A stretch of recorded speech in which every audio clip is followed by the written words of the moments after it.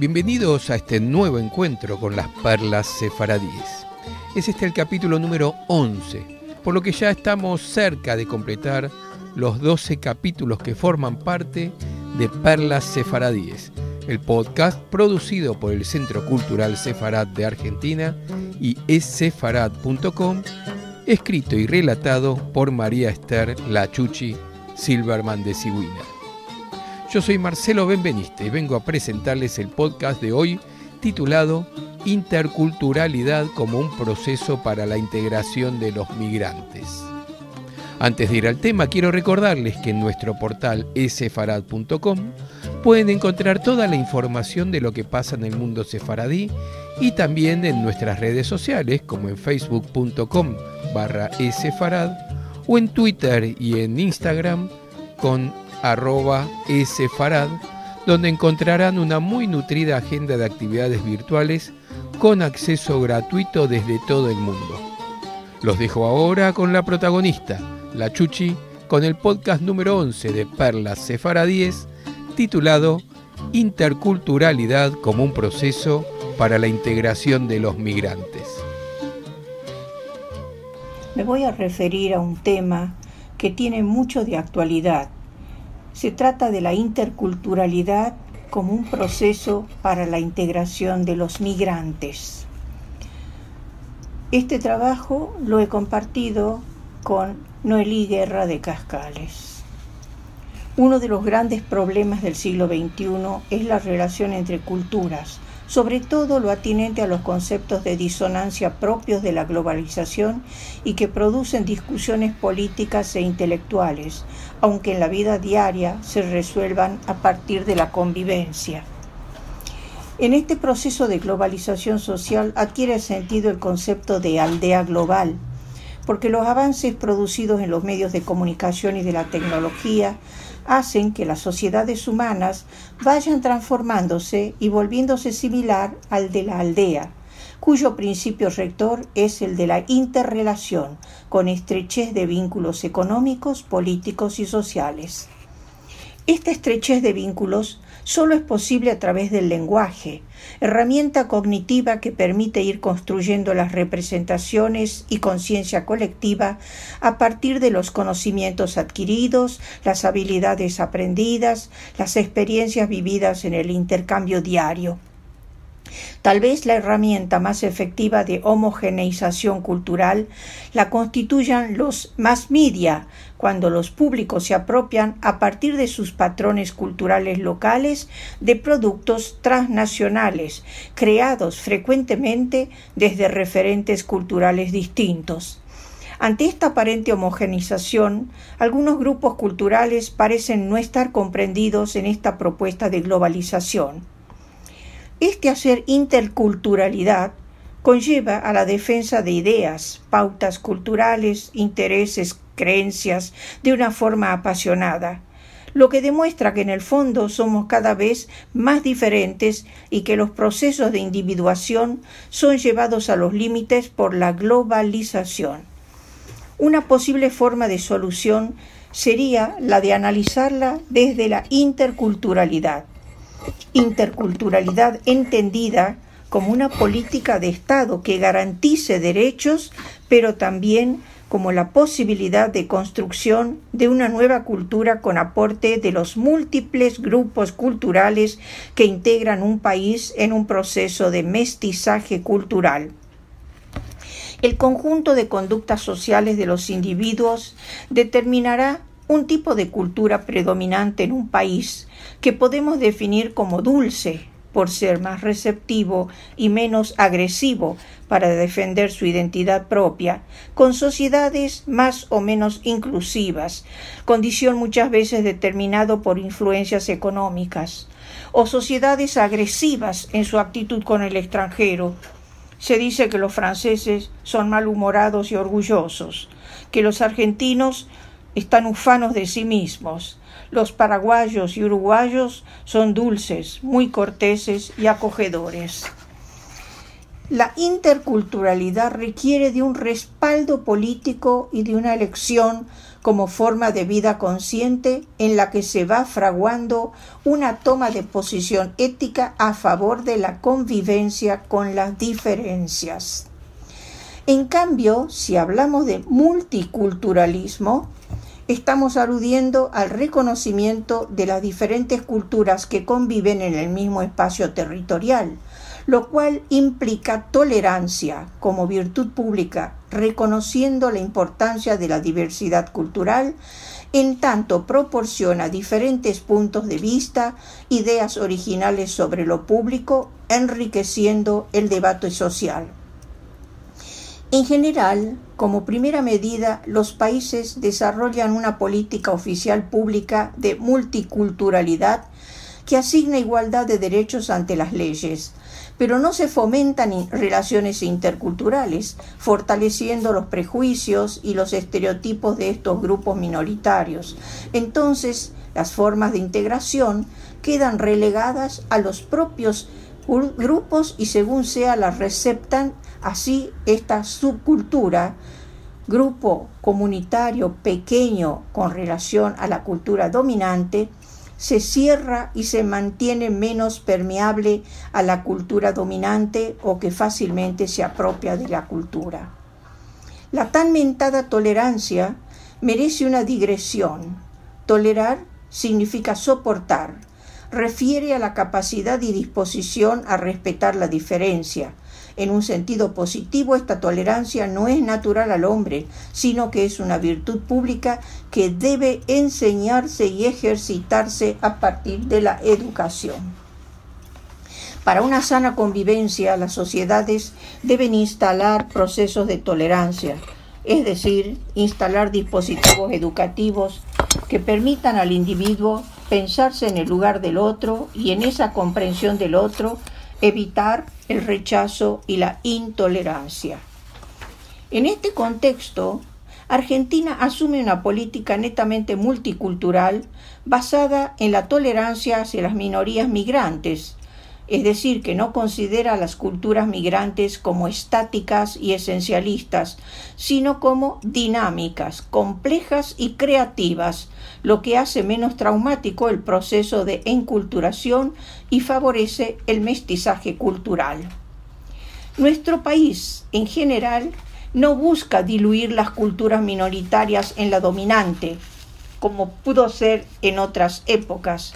En todo caso, la interculturalidad se expresa como espacio de diálogo y comunicación entre culturas. Nos interesa analizar los efectos del proceso migratorio producido hacia Argentina durante el siglo XX por grupos étnicos minoritarios. En el proceso de asimilación a la nueva cultura, primero los inmigrantes de primera generación y luego sus hijos fueron resignando en forma consciente e inconsciente sus rasgos identitarios más sobresalientes a fin de acelerar la enculturación. Y fue así que en este proceso algunas etnias resultaron más favorecidas que otras, en tanto su visibilidad no ofrecía características que las diferenciaran del común de la ciudadanía argentina, mientras que resultaba un proceso más traumático para la etnia cuya visibilidad era significativa, particularmente etnias de origen oriental que mostraban rasgos fisonómicos diferentes al habitante vernáculo. Los inmigrantes de la primera generación son los que más sufren la enculturación, entendido como el proceso por el cual se les enseña a los individuos a través de normas y valores vigentes en la cultura receptora a ser un miembro aceptado por la sociedad y a desempeñar un rol activo en ella. Así se establece una serie de límites y formas correctas que dictan qué es lo apropiado en cada sociedad y el individuo enfrenta conflicto de identidad. Por otro lado, la cultura receptora no queda ajena a pequeñas transformaciones sufridas en el proceso de negociación entre culturas. Los primeros cambios en notarse son los relacionados con el lenguaje, que va dejando sus huellas en la cultura receptora, tanto como costumbres, estereotipos, comidas y modas. En las últimas décadas del siglo XX y en el inicio de este nuevo siglo XXI, nos encontramos con un entramado de manifestaciones de diversas culturas que convergen en los espacios donde vivimos, convivimos e interactuamos. Japonesa, árabe, china, griega, italiana, española, coreana, etc. Son muchos los ejemplos que nos van apareciendo en cuanto miramos a nuestro alrededor. Mensajes que nos llegan a través de los medios audiovisuales, cine, televisión, internet, de los medios visuales gráficos, diarios, revistas, afiches, letreros, carteles, de los medios audio como la radio, MP3, celulares, CD, etc. En cada mensaje de los mencionados se podrían hallar cantidad de elementos ajenos a nuestra cultura hispano-criolla que llegan y se adoptan en forma casi inmediata, sobre todo por la franja más joven de la población. Pensemos, por ejemplo, en ritmos y contorsiones tales como el reggaetón, la salsa, la lambada, el hip hop, o en la moda de los heavy metal, los darks, los emos, punks, gothics y rockers, que son todo su exotismo y circulan por las calles y se muestran a través de la TV. El programa Talento Argentino se pudo ver muchos casos de jóvenes que se presentaban con estas habilidades dancísticas importadas de países centroamericanos, de comunidades afroamericanas o de países orientales. Los cantantes y músicos masculinos y femeninos sirven de disparadores, pues llegan a nuestro país, atraen multitudes y luego son íconos imitables para gran número de jóvenes que los adoptan, cantan y bailan lo que las grandes empresas discográficas se ocupan de poner a su disposición. Pero también consideremos que a través de la ventana del televisor se introducen en los hogares aluviones de mensajes, palabras, modelos, dichos, gustos y costumbres que no son propios de nuestra cultura vernácula. Rápidamente se incorporan y la industria cultural se hace cargo de imponerlas por otros conductos.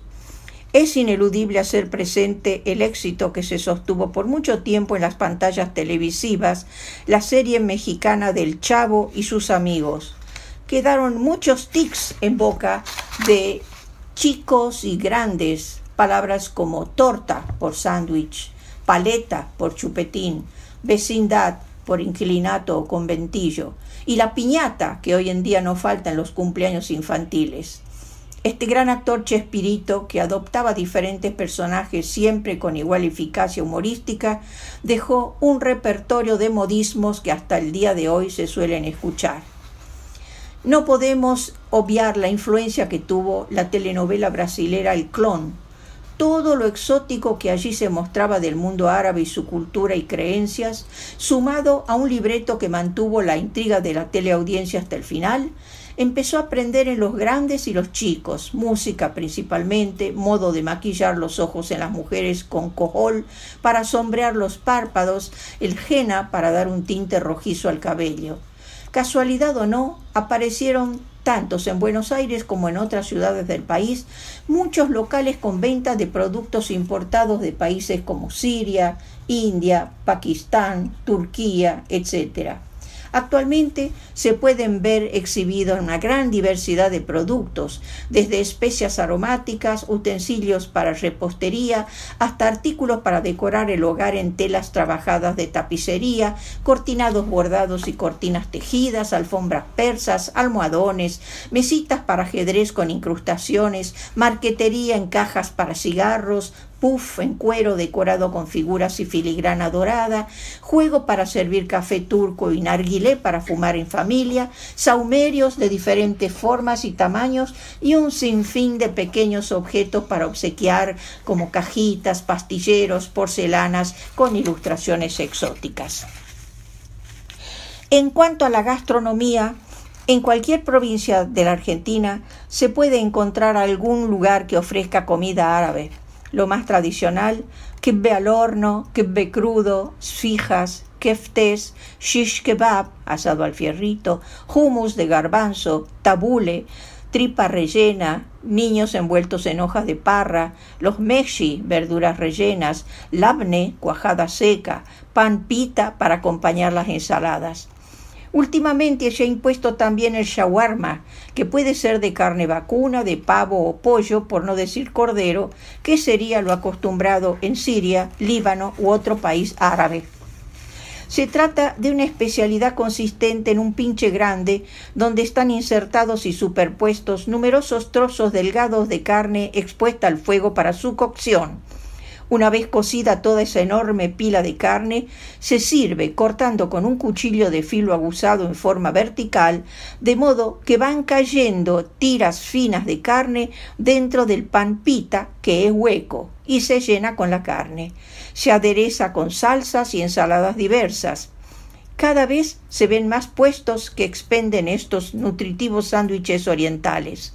En cuanto a la repostería árabe, es proverbial la masa fila, con abundante almíbar y el empleo de frutas secas como nueces y almendras. Los postres más conocidos y que se venden en las calles de nuestra ciudad es la masa árabe, rellena con nueces y bañada en almíbar, el arize de sémola y almíbar, los deditos de novia, la baklava, el knafe, etc. También es muy apreciado el café a la turca, que se toma sin colar la borra. En el léxico operativo del argentino común, no es de extrañar que se hayan incorporado términos de origen japonés, como por ejemplo el kanikama, el sushi, el sake, el vinagre de arroz, sin abundar en otras especialidades culinarias. Pero a través de la televisión, el mundo infantil se vio captado por los anime, término que agrupa los dibujos animados de procedencia japonesa, con poderosos héroes de monstruosa apariencia que mutan en mortíferas máquinas, los famosos Transformers de la televisión, que fueron llegando al cine y hoy ocupan un gran espacio en la pantalla grande. Los manga, palabra japonesa para designar a la historieta o cómics en general fuera del Japón, han invadido con sus imágenes los espacios de los cómics tradicionales y se impusieron en toda la línea industrial con sus figuras estereotipadas. En boca de los más pequeños causa admiración la facilidad con que aprenden esos nombres tan complejos que se dan en serie y se compran para completar el conjunto también en serie. Alguien que tenga niños en su familia desconoce a los poderosos Power Rangers, esa serie estadounidense basada en un género de ciencia ficción televisivo de origen japonés. La influencia cultural japonesa se siente también en la decoración de los interiores, con el arte y la sabiduría del Feng Shui. El orden, la orientación de los muebles, las aberturas al exterior, la posición de las plantas y del agua dentro del hogar, hacen a la armonía, la paz y la relajación de las personas que habitan en un espacio determinado. Muchas personas han adoptado estas pautas para vida personal y han procurado poner en práctica lo que el arte oriental enseña. Si hablamos de China, en el rubro alimentación, en los grandes bazares encontramos el wok para preparar el rico chop suey. Y en cuanto a los ingredientes que lleva este plato, se los consigue congelados y al vacío en los supermercados listos para su cocción. Hay restaurantes de comida china en las principales ciudades del país y ahora se les han sumado locales que atienden pedidos de comida china, vegetariana y orgánica. Los nombres de las comidas que se preparan en dichos delivery o en restaurant han pasado a ocupar parte de nuestra cotidianidad lingüística, al menos en una franja de la población preferentemente urbana. La popularidad de algunos de estos platos hizo que en determinados restaurantes, con una carta generosa, se incluyan platos de la cocina china como el chop suey, por ejemplo, los fideos de arroz con salsa de tamarindo, los brotes de soja en ensaladas. La colectividad coreana está presente en los locales comerciales que se distribuyen por el centro de nuestra ciudad. Sus nombres están vinculados generalmente con su identidad étnica. Podemos pasar revista a otros aportes recibidos desde países vecinos en cuanto a música, como la que nos brindan desde Bolivia los conjuntos de sicuris, el alegre ritmo del taquirari y otros propios de allí. También han incorporado a nuestra cultura gastronómica el picante de pollo que se prepara los días festivos en grandes ollas para compartir acompañándolo con abundante cerveza. Del Perú nos apropiamos del ceviche, pescado cocido en jugo de limón, que muchas veces se emplea para hacer el sushi. La cerveza allí se nombra Cristal, bebida de gran consumo en la población. Y hablando de bebidas, muchas personas han adoptado el pisco chileno como un complemento de algunas comidas. Otros prefieren el tequila, bebida popular mexicana, y se hizo conocer a través de las letras de canciones quejumbrosas que hablan de esta bebida para hacer olvidar los males de amor. A través de los programas de TV chilenos, mexicanos, a veces sus telenovelas, otras sus mensajes publicitarios, reconocemos términos equivalentes como por ejemplo plátano a la banana, piña al ananá, manjar al dulce de leche y otros más.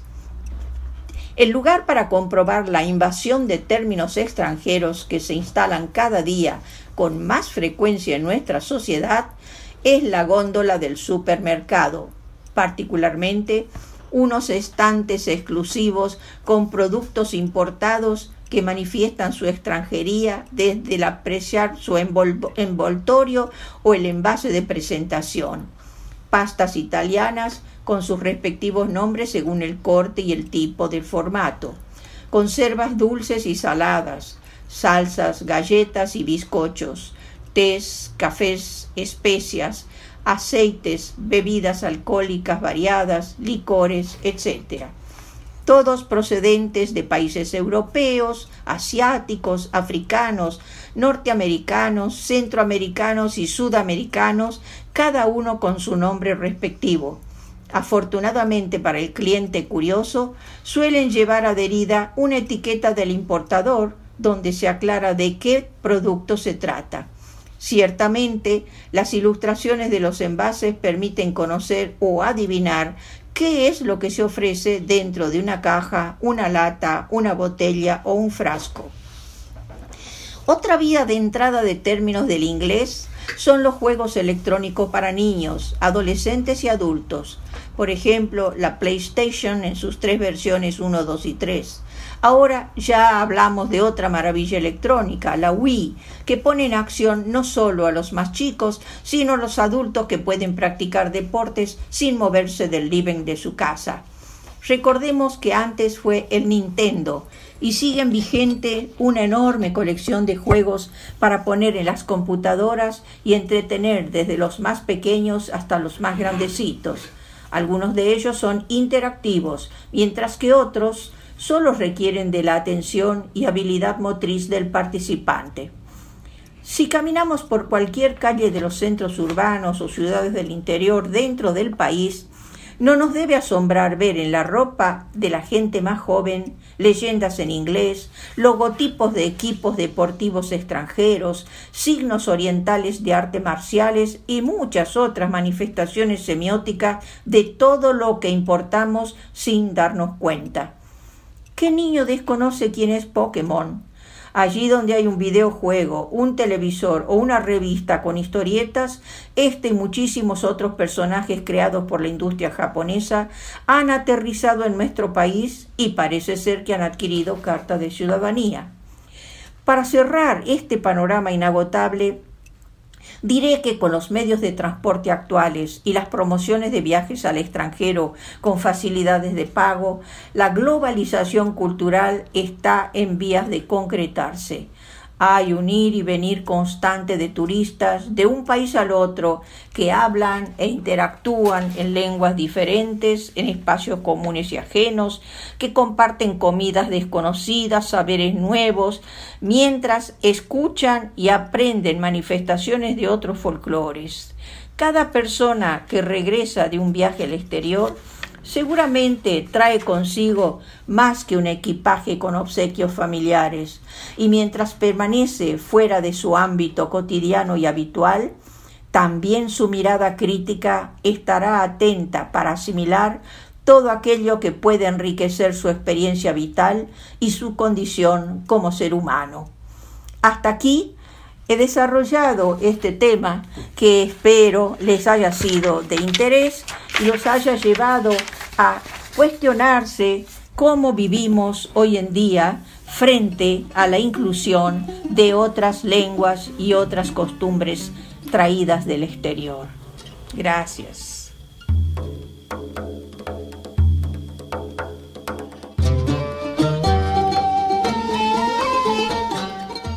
Así ha pasado el capítulo número 11 de Perlas Sefaradíes, el podcast del Centro Cultural Sefarad de Argentina y esefarad.com. No dejen de visitarnos en esefarad.com y en nuestras redes sociales, facebook.com/esefarad o en Twitter y en Instagram como @esefarad. No dejen tampoco de suscribirse a nuestro canal de YouTube en youtube.com/esefarad, donde encontrarán más de 300 videos relacionados con el mundo sefaradí. Ahora me despido. Mi nombre es Marcelo Benveniste y los esperamos en nuestro próximo podcast, el número 12, último de esta serie de Perlas Sefaradíes, con el apasionante tema de Juana Manso y Golda Meir. Imperdible.